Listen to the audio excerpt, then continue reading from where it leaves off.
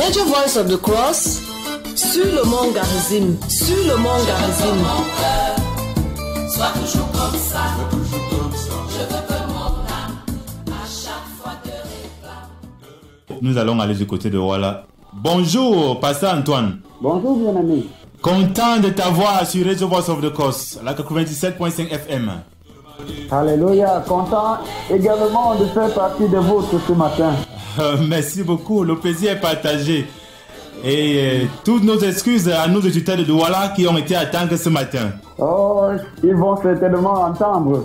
Oui, merci beaucoup, Pasteur Antoine. En réalité, qui est même Antoine Kala? Les auditeurs seront sûrement impatients, seront sûrement curieux de savoir qui est Antoine Kala.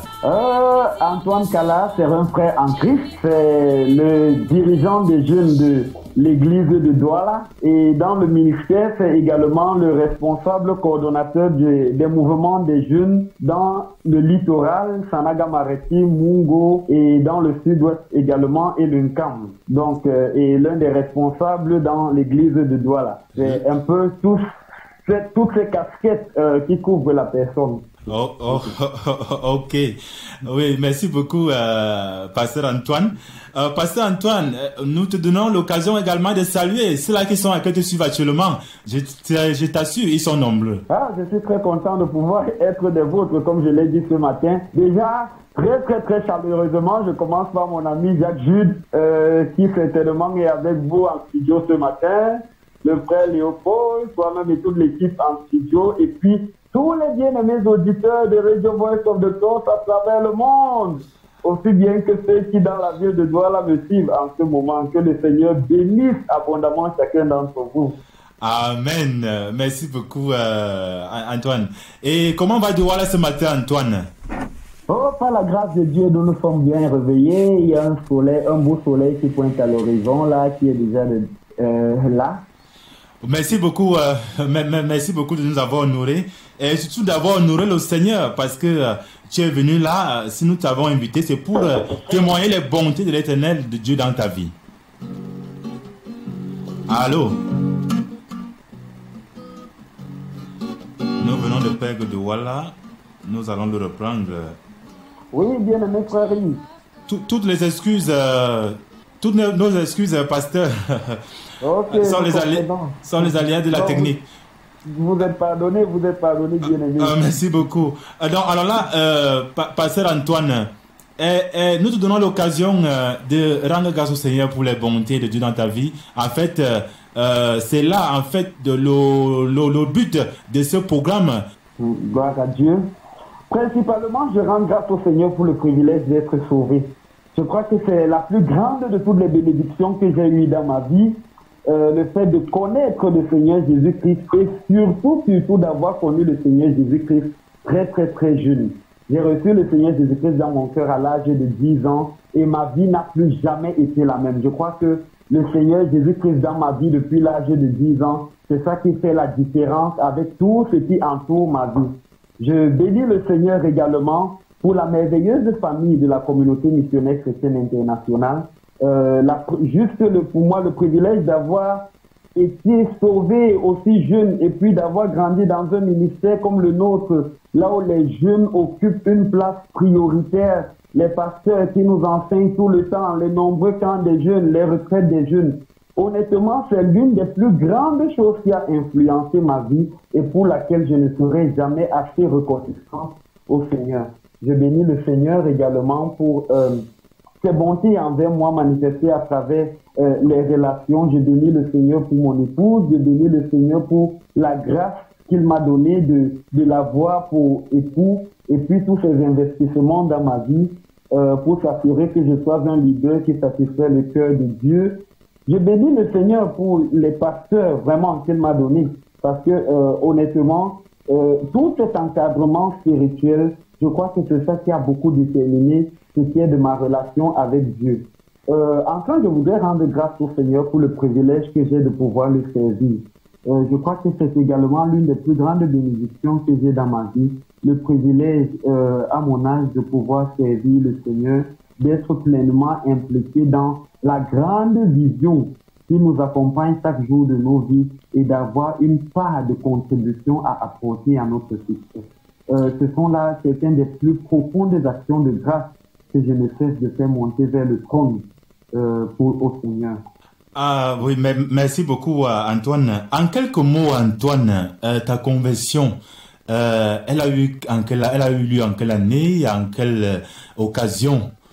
Qu'est-ce qui vous a motivé? Gloire à Dieu. Je dois dire que j'ai reçu le Seigneur Jésus-Christ, comme je l'ai dit tantôt, à l'âge de 10 ans. Quand j'avais 8 ans, tout commence avec l'histoire de ma mère. Parce que ma mère a activement vécu dans le péché. Vraiment, elle y allait en plein. Et puis, à l'âge de 8 ans, le frère Javis, qui est présentement notre missionnaire au Tchad. Au Tchad, oui. Oui, au Tchad.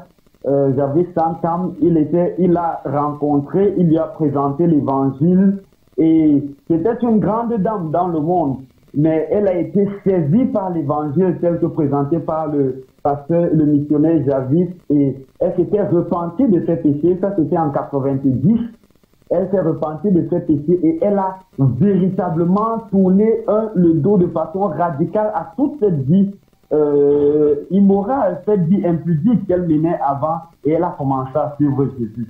J'étais tout petit, j'ai juste commencé à aller à l'église avec elle. Donc pour elle, elle avait reçu le Seigneur Jésus-Christ, mais pour moi, c'était la nouvelle église qu'on embrassait. J'accompagnais maman à l'église, on priait souvent à la maison, le culte matinal, et puis il y avait souvent le jeûne du mercredi que nous faisions à la maison. Donc j'étais déjà actif dans l'église, même sans que rien de particulier ne se soit passé entre le Seigneur Jésus-Christ et moi. Et bien que je sois actif dans l'église, je continuais à vivre normalement dans le péché. Je mentais, j'insultais, je trichais, je volais activement sans que mon cœur n'en soit vraiment dérangé. Je me rappelle souvent les jeûnes du mercredi, très souvent on savait à la maison que tout le monde est dans le jeûne, mais moi je faisais savoir à la maison que j'étais dans le jeûne, mais j'allais à l'école, je mangeais normalement, et le soir quand je revenais, je rompais le jeûne avec tout le monde. Et puis à certains moments, même en pleine église, puisque j'étais si zélé, très souvent je prenais part à des témoignages. Et il m'arrivait même souvent d'inventer des histoires, de mentir en pleine église et de dire gloire à Dieu, les frères disent Amen. Alors que c'était des histoires que j'avais fabriquées, oui. Toutes fabriquées. Et c'est comme ça que j'évoluais. Donc j'étais là dans l'église, dans la communauté missionnaire chrétienne internationale à EDEA, actif dans les mouvements de l'église, mais je n'avais pas encore donné mon cœur au Seigneur. J'étais tellement actif qu'à un moment, on a pensé que malgré mon jeune âge, il faudrait que je sois baptisé. Mais par la grâce de Dieu, avant que mon baptême n'ait lieu, le pasteur de l'église, le frère Moken Mathieu, qui aujourd'hui est en train de se préparer pour le chant missionnaire au Niger, il nous a pris une fois et il a décidé de nous parler véritablement de la vraie conversion. Je crois que c'était la toute première fois que quelqu'un m'asseyait pour me parler clairement de l'évangile depuis que j'étais arrivé à la CMCI avec maman. Il nous a dit que si nous voulions véritablement suivre le Seigneur Jésus-Christ, si on voudrait se baptiser, cela implique qu'on est prêt à se repentir de tous nos péchés, à abandonner nos péchés et à suivre le Seigneur Jésus-Christ. Je crois que c'est ce jour-là que pour la première fois, j'ai clairement entendu et compris l'évangile et que j'ai pris la résolution dans mon cœur de me détourner de ma vie de péché et de suivre le Seigneur Jésus. Et donc, avant mon baptême, j'ai pris du temps pour me repentir de mes péchés, pour demander pardon au Seigneur pour tous ces péchés dans lesquels je vivais et pour m'engager du fond de mon cœur à suivre le Seigneur Jésus-Christ. C'est comme ça que j'ai reçu le Seigneur et je me suis repenti, j'ai invité Jésus-Christ dans ma vie. Et depuis ce temps-là, les choses ont véritablement changé. La première des choses, c'est que j'ai commencé à connaître un dégoût vis-à-vis du péché que j'aimais tant. Le mensonge auquel j'étais tellement attaché et je mentais si facilement. J'ai commencé à éprouver du dégoût vis-à-vis du mensonge et à dire la vérité. Et puis les amitiés que j'avais avec les mondains au quartier, les amis mondains avec lesquels je marchais, on montait, on descendait, on s'amusait, on faisait tout genre de mauvaises choses au quartier. En ce moment-là, c'était le 6 septembre 1992, je n'ai pas précisé la date tout à l'heure, où je m'étais véritablement repenti et j'ai donné mon cœur au Seigneur Jésus.